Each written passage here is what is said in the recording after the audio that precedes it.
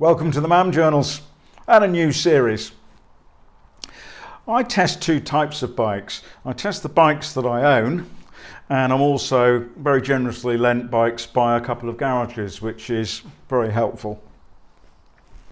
Of the bikes that I own, and sadly I am significantly better at buying bikes than I am at selling them, so I have ended up with a few.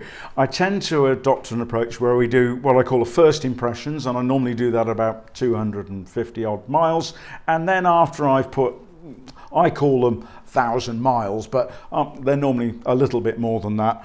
I then come back and say, well, this is how I'm living with the bike and what I've found over that time period, which I think is, it's nice to be able to do. Not everybody can do that because they'll only have bikes for a certain period of time. But I think it's useful as to give you feedback as to what it's like when you've lived with the bike for a while. Now, this is my second Z900 RS. I got the first one in February 2018, a Jaffa. I really enjoyed it, and clearly I enjoyed it so much that I actually ordered a new one of these, the SE version. It arrived in January, and we did the first impressions video in March this year. What I'd like to do today is, as I say, expand on my initial thoughts and go through the things that I like about the bike and I'm enjoying about the bike. This particular SE has got, as indeed all SEs have, has got Ohlins suspension front and rear, and it's also got Brembo brakes. So it is a little bit different from the standard bike, and I'm going to spend a little bit of time exploring what I've done on that and sharing my experiences and how I've got it, how I like it. And most of the time I'll just be making comments and observations that apply to all of the Z900 RSs. And I think the best way for us to do that is we'll do a general walk around and specification. I won't cover those specifications in full detail because I've covered that in other videos, and they're all in the links in the description box below if you want to see that.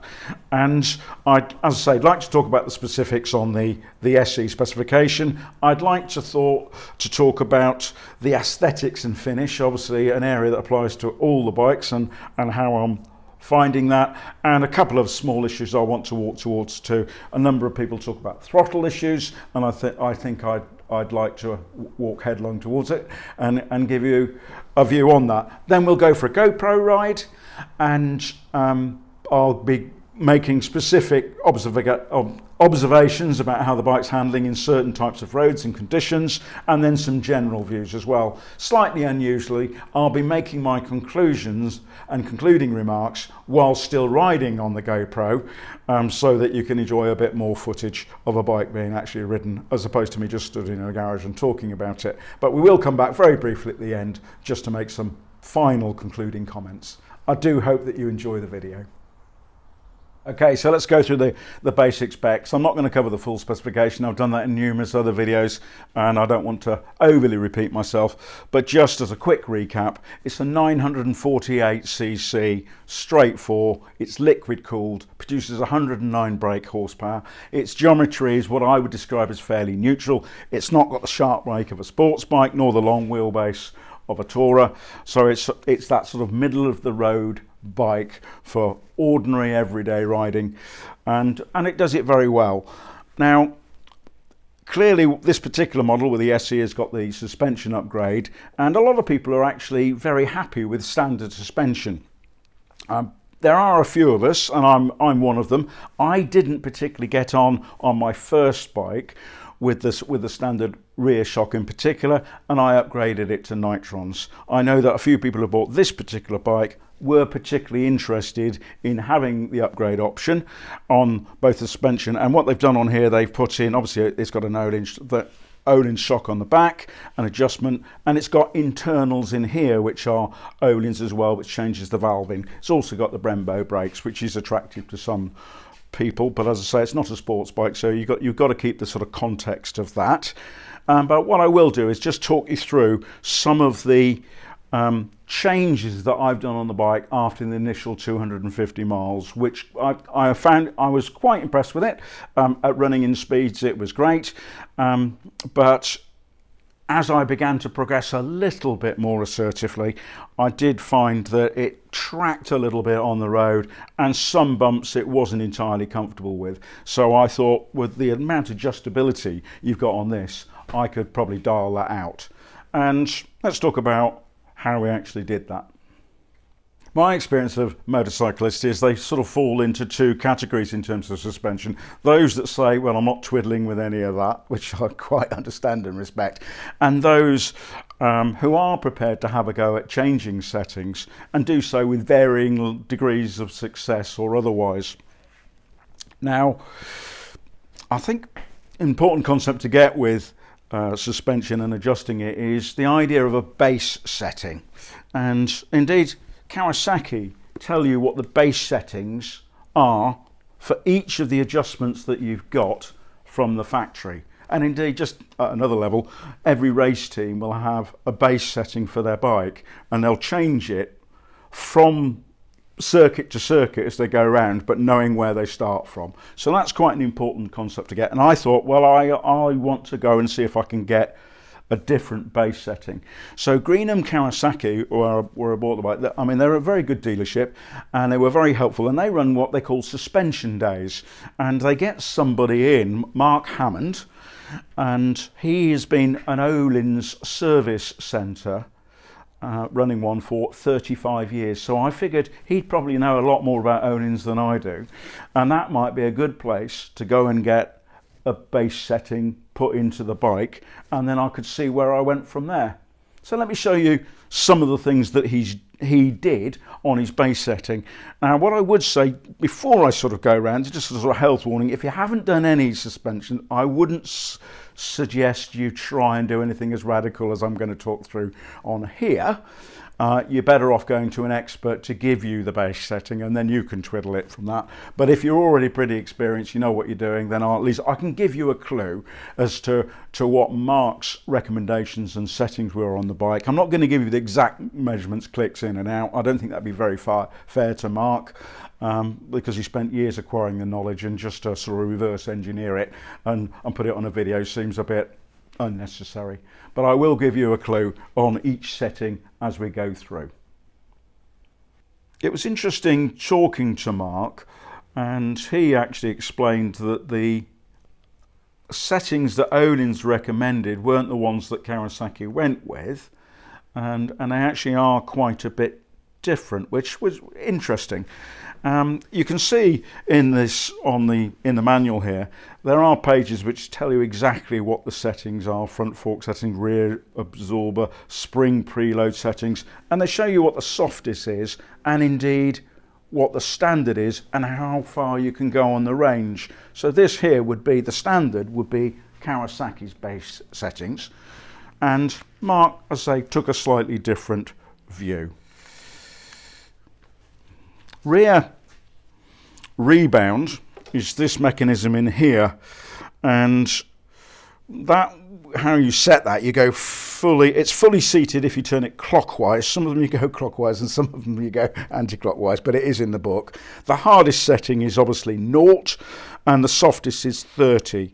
Kawasaki's settings are recommended at 20, and these are clicks, and Mark's view was that it needed to be harder than that, so somewhere between that hardest and the 20 that they set. Now this is the rear preload. It's probably the biggest change that was done on the bike, and this one actually turns counterclockwise. So when you're taking into its lowest settings or hardest settings, so you can adjust it from. The hardest is 26 turns in. The softest is 6. Kawasaki recommend 13, but Mark's recommendation was to go significantly more than that. And so that is probably the biggest adjustment that he did on this bike to improve the handling, and indeed he did. If you're going to start adjusting that, don't be too fierce with it at the end. Don't force it, because it's a hydraulic mechanism, and there's only so far it wants to go. So just a word of caution on that. Now the front, I'll drop it down in a minute, but this one down here is the compression adjustments. The rebound is at the top, and that's again clicks which you do on that. I don't know if you quite can see them from that angle. Come round as you can see that you can see the screw in there, and you do that. And compression standard setting recommended is 6 clicks, and Ohlins reduced that. Mark decided he in combination with his other changes, that was the only one he actually backed off as opposed to backed on. The preload is obviously set by the larger nut and adjusting effectively the tension on the spring inside the front forks. Kawasaki's recommendation is 3 turns. The hardest you can get to is 15, and again, Mark's view was that you needed significantly more loaded on that to get the best out of it. We've already talked about the compression down the other end, so these other small adjustable ones, these are clickers as opposed to turns, and you can see where it tells you soft or hard, and their recommendation is 6 clicks, but again Mark increased that quite a lot. He charged me £40 for the privilege, which I think is remarkable value really, and as we'll touch on when I'm sort of out on the GoPro and riding the bike, I think it significantly improved the bike, and it was £40 well spent. I can now do some little adjustments as I go, because bike's handling changes depending on temperature and use. So if you're riding harder one day than you are another, then you might want, once you know and you're comfortable that your base settings are right, you can actually soften it up or firm it up to suit your own riding style and characteristics. An important thing to say, there's no such thing as a perfect setting for everybody, because we're all different weight, different riding styles. So, you know, I would encourage you to, if you have the confidence to begin to have a go, just be comfortable with it. Make a note of what you've done so that you can remember to get back to base settings if you get lost. But it's actually quite fun once you get into it, and you get over the phobia of thinking, well, I'm going to completely ruin the handling of the bike. You can always go back to base. Okay, so just the sort of final couple of bits on the differential on the SE, because I want it to be a video about the Z900 RS in general, not just this bike. It has got Brembo brakes on, and they are better, but they're not, you know, I didn't actually have any problems. On the road, I don't ride at a speed where, unless an emergency occurs, where I am very heavily braking. And I don't want track days. I mean, every track day I do, I'm not a particularly fast rider, but I sort of have a good wobble round and enjoy myself. I'll trigger the ABS quite regularly on that basis, but that's not how I ride on the road. Other thing that is slightly different about this, which I should just bring to your attention, and what I've done to the bike, the seat height, because of the different suspension and the way that they've set it up, it is slightly higher than the standard bike, and I know that some of the more vertically challenged amongst us are attracted to the bike because it has got a good seat height. And what I've done with this is I bought the low seat. I ran the standard seat on my Jaffa, but I have found I'm just a bit more comfortable with a lower seat on this bike because of the increase in the height. Okay, so let's talk about an area I particularly like, the aesthetics of the bike and the finish. And this obviously applies to all the Z900s RSs, not just this particular bike. I think they're a great tribute to the 1973 Z1, which is what they're designed to do with this sort of torpedo-like instrument cluster and just the whole lines. To my eye, it's actually not quite as pretty as the Z1. I'm probably sworn in church, for which I apologise. I do really like the bike, but it's a little bit squat. It's a bit if you know the bikes, it's a bit Zephyrish in terms of that look. But in terms of being, what is the better bike between a Z1 and this? I mean, this will win hands down in terms of handling, chassis, engine capability, and even, although I'm not a big fan of them, tyres. Compared to bikes that you bought at that time, it's beautifully finished. And the longer I've had it, I've had one of these, I've had one 6 years.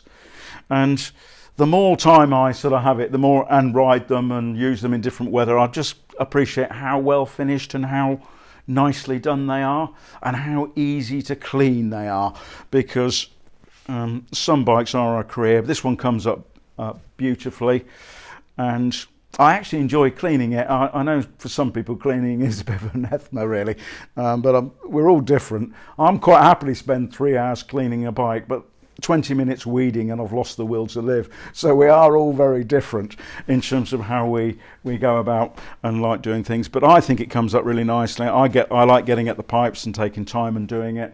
And as I say, it's a bike that responds to a bit of care and looking after it.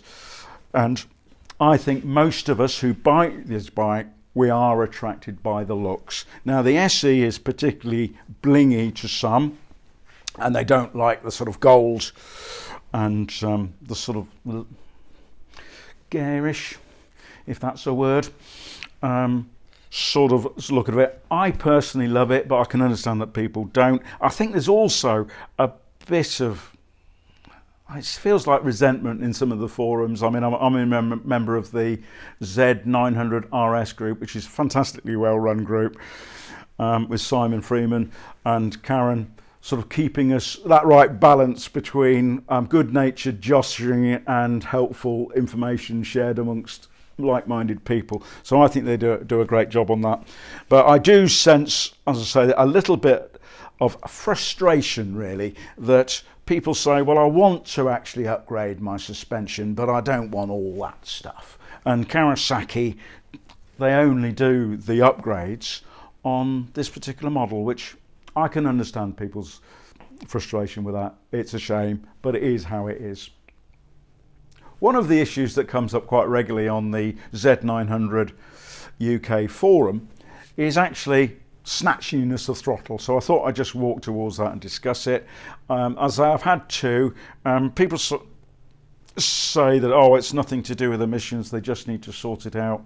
I'm sorry, I'm just going to beg to differ with you on that. It is to do with emissions. It is to do with Euro 4 and Euro 5, which is why they come like that from the factory. Now, some people find these throttles more snatchy than others, and there might be some variation in the bikes, and indeed some people, it bothers them more or less.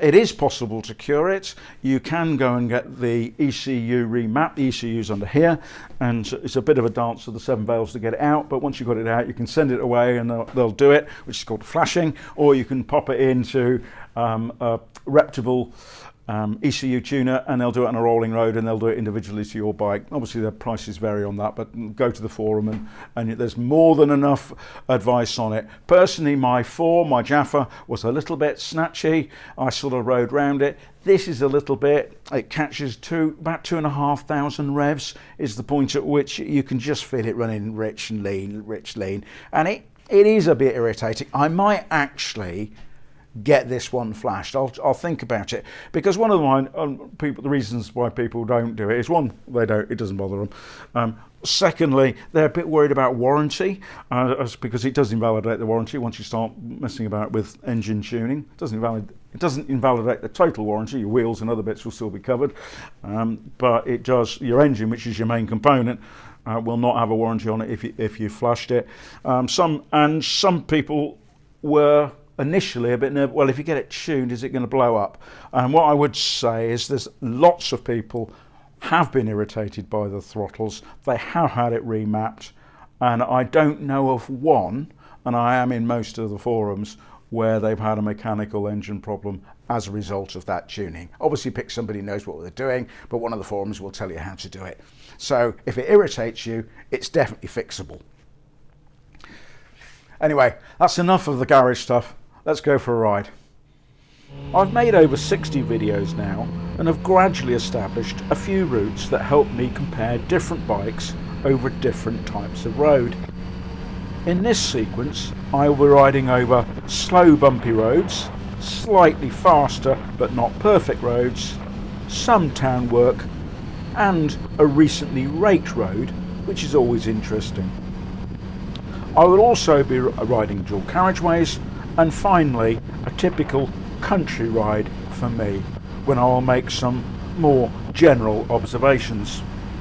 This is my bump test road with multiple repairs, damaged edges and a domed surface.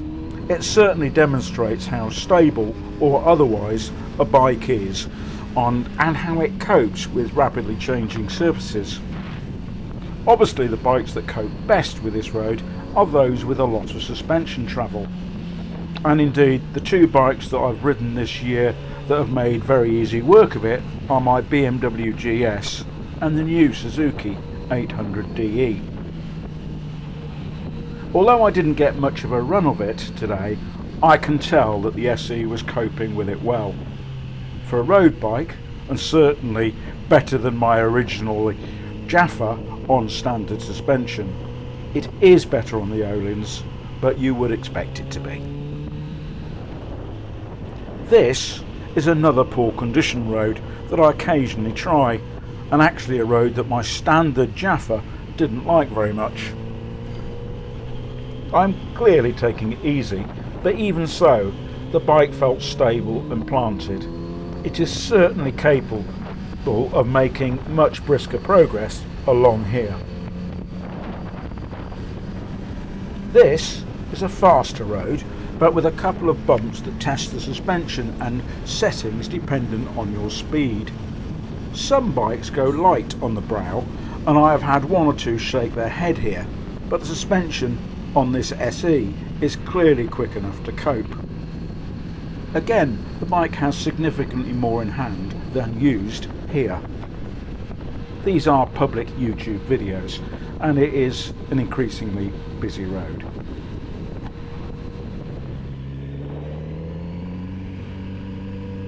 This long sweeping S-bend near Burford would make a fabulous corner to circuit, but clearly requires more restraint as a public road. I actually like to see how a bike responds to feathering the throttle, as in the real world you will at some point need to do so. My Ducati S4RS, a bike you need to wear your underpants on the outside of your trousers if you want to ride quickly, has very little tolerance for such niceties. It expects, indeed demands, to be ridden fully loaded, and any easing off will result in it attempting to tie itself in a knot. It is of course more manageable on a circuit where you can keep the suspension taut. On the road I prefer bikes that remain neutral and stable if you need to ease off, and the SE certainly does that. From memory my standard RS did as well, although it's less helpful if you added in bumps to the recipe. I find bikes' response to these types of raked roads quite variable, and it's normally a result of either tyres and or suspension. Some bikes struggle to keep their line, and I would describe it as groove hopping, which is unpleasant for less experienced or less confident riders. Although I am not a fan of the OE Dunlops, I prefer the softer Michelins, which do suit the bike very well. The more responsive SE suspension made easy work of this surface. It demonstrates how flexible this setup is. I will actually be replacing the Dunlops soon, and will probably try a set of Metzlers, not because I don't like the Michelins, because I do, but simply because I like to try different combinations. It is hard to have preferences unless you've compared them to others.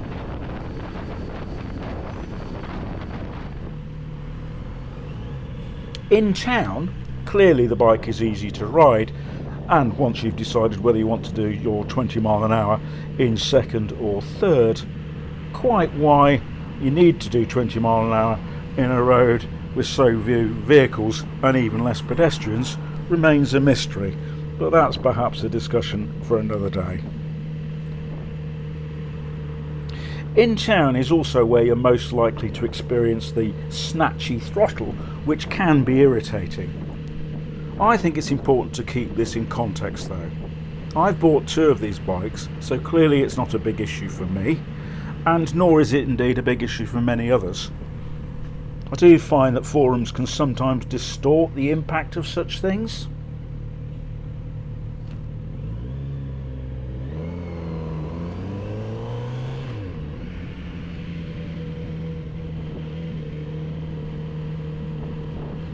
Dual carriageway riding is smooth and effortless. Here I am proving that I do know that the bike has 6 gears and the bike is nicely poised throughout. It accelerates well and is completely stable. They are naked bikes, so you do of course get buffeting the faster you go. Some riders have done impressive tours on their bikes, literally thousands of miles at a time, which demonstrates just how versatile these bikes are, although personally we do our longer trips on different bikes. This is probably most like my typical ride on the RS. A nice A road through countryside where I ride at a steady, oblique, brisk pace and certainly not fast. Conscious that this next comment could come across badly if misinterpreted, the RS is not actually a fast bike. 114 miles per hour is of course a high speed, and most will never get to anything like that. There remain many bikes that are significantly faster, both in top speed and in acceleration. Indeed, lucky enough to have a few bikes. My garage tour is actually on YouTube if anybody wants to see what I've got. The Z is actually my 9th fastest bike, but I didn't buy it for that. Agile and responsive is a bike you can ride at sensible-ish speeds and feel fully engaged. I do like to occasionally crack on, but deliberately book a few track days every year to have that sort of fun. I do not pretend to be a fast rider, I am definitely not, but I do still laugh doing 150 miles an hour down the Hanger Straight at Silverstone. For me, the Z is a fantastic bike because it is so easy and comfortable to ride. It can press on a little if asked, it's beautifully finished, and to my eye, stunning to look at. It was one of my favourite bikes in 2018 and remains so today.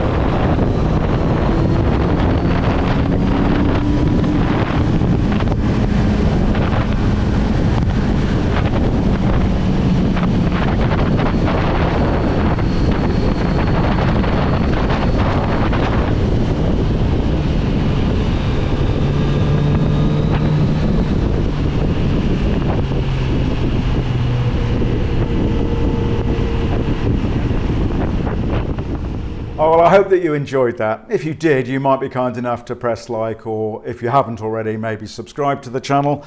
We've actually planning to make 10 more videos this year, so that'll be 2 batches of 5 and when we do them. And you will see this bike again later during one of those 2 series, where I'll be comparing it to my Z900RS 1200, another tribute bike that's from Kawasaki, and I think it'll be good fun to do so. Anyway, as always, ride safe, stay well.